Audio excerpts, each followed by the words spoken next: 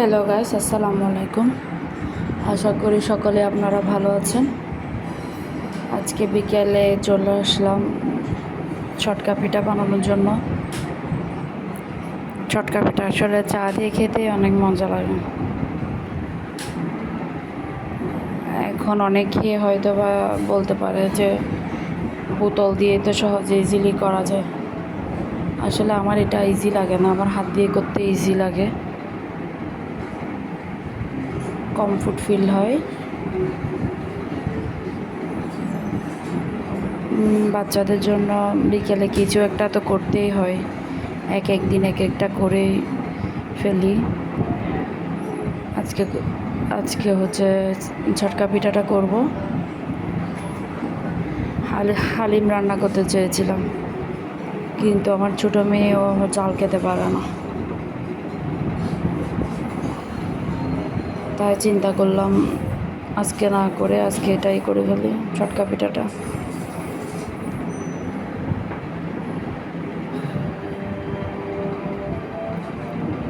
শুকনো চালের গুঁড়ি দিয়ে পানি দিয়ে গুলে, লবণ দিয়ে একটু হালকা গুলে নিয়ে আমি একে একে নাস্তা সব বানিয়ে নিব।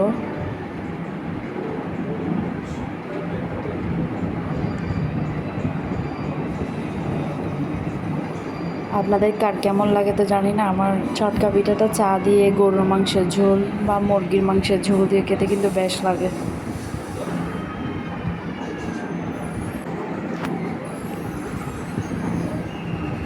চালের গুঁড়ার পিঠা ঝোল দিয়ে খেতে বেশি মজা, চা দিয়েও খেতেও তেমন একটা খারাপ লাগে না, ভালোই লাগে। আসলে বিকেলে এখন যে গরম পড়তেছে, বিকেলে এসে চুলায় কিছু করাটাও অনেক কঠিন হয়ে যাচ্ছে।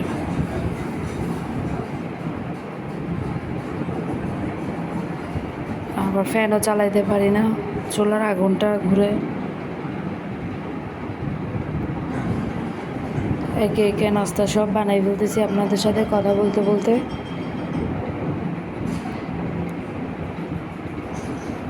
আপু এবং ভাই যারা যারা নতুন আছেন, আমার চ্যানেলটি অবশ্যই সাবস্ক্রাইব করে দিবেন এবং অবশ্যই লাইক দিতে কিন্তু ভুলবেন না। আর আপনাদের কমেন্টটা কিন্তু জানাবেন আমার ভিডিওটা কেমন হয়েছে বা কেমন লেগেছে আপনাদের।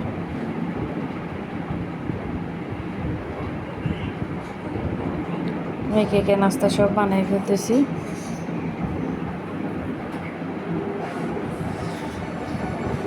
আমার এক ছেলে এক মেয়ে। আমার হাজব্যান্ড এখনো অফিসে, ও এখনো আসে নাই, আসলে একসাথে নাস্তা করব।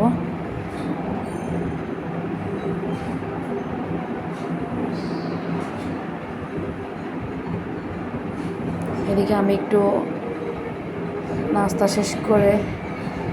নাস্তা বানানো শেষ করে চুলায় চা বসিয়েছি, একটু বাগানে আসছি একটু ঠান্ডা বাতাস নেওয়ার জন্য। আমি মাঝে মধ্যে বিকেল হলে একটু চলে যাই ব্যালকনিতে। গাছ দেখলে কেমন জানি একটা মনের প্রশান্তি আসে, তাও যদি হয় ফুল গাছ, ফুল ফুটলে তো আরও বেশি প্রশান্তি আসে মনে। আর আমার মানি প্ল্যান্ট নতুন করেছে, এগুলা তেমন বেশি দেরি হয়নি।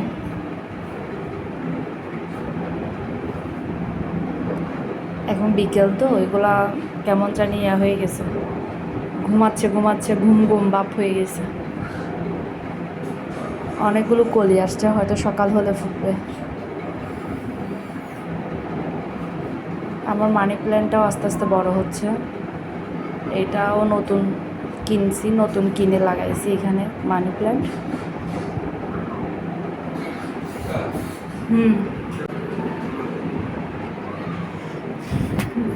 বাগানে পানি দেওয়া আছে গাছে, তাই আমি আর পানি দিচ্ছি না।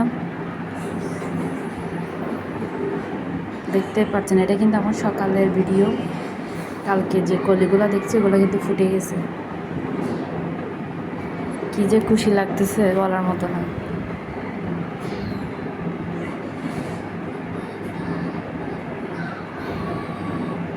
আমার তো দেখতে বেশ লাগতেছে, আপনাদের কেমন লাগতেছে একটু জানাবেন। যে একটা গাছ রুকেছে, এখানে ফুল ফুটছে, আসলে অনেক সুন্দর লাগতেছে।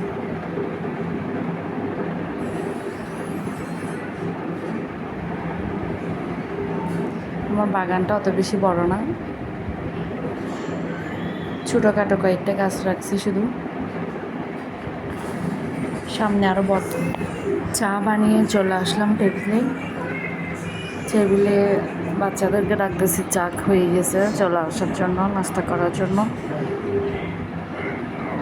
বিকালের নাস্তাটা করে নিব। বাচ্চাদেরকে না চা নিয়ে টেবিলে আসলেও ডাকতে মনে হয় টায়ার্ড হয়ে যেতে হয়। আসো, নাস্তা রেডি, চলে আসো বলো, টিভির কাছ থেকে উঠতেই চাই না।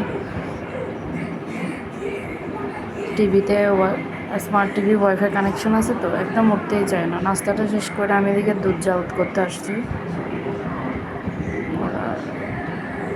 আপনাদের ভাইয়া দুধ আনছে রাত্রে খাওয়ার জন্য, চানাচুরের প্যাকেট আনছে, বিস্কিট আনছে বাচ্চাদের জন্য। চানাচুরগুলো পটে ঢেলে নিব, ওটা ঢেলে রেখে দিব, আর বাকিটা আপনার একটা অন্য কোনো কন্টেনারে রেখে দিব। আমার রান্নাঘর অত বেশি সুন্দর না, বা কিচেনটা এখনো স্মার্ট না। আমার কিচেনটা হচ্ছে ব্যালকনির পাশে, মানে অর্গানাইজেশনটা অত বেশি স্ট্যান্ডার্ড কোয়ালিটি না। আর আমার গ্যাসও হচ্ছে গ্যাস সিলিন্ডার ইউজ করি আর কি। তবে ইচ্ছা আছে পরবর্তীতে কোনো আরেকটা বাসা দেখার, নতুন আরেকটা বাসা, সেখানে হয়তো বা আমার নিজের মনের মতো করে সাজাবো। দেখতে দেখতে ভিডিও শেষের দিকে চলে আসলাম। আপনারা সবাই আমার চ্যানেলটি সাবস্ক্রাইব করে দেবেন, কমেন্ট করবেন এবং লাইক দেবেন। সকলেই ভালো থাকবেন। আগামী ভিডিও দেখার জন্য, আগামী ব্লগ দেখার জন্য আমার চ্যানেলটি অবশ্যই সাবস্ক্রাইব করে রাখবেন এবং আমাকে উৎসাহ দিবেন। Tata, bye bye.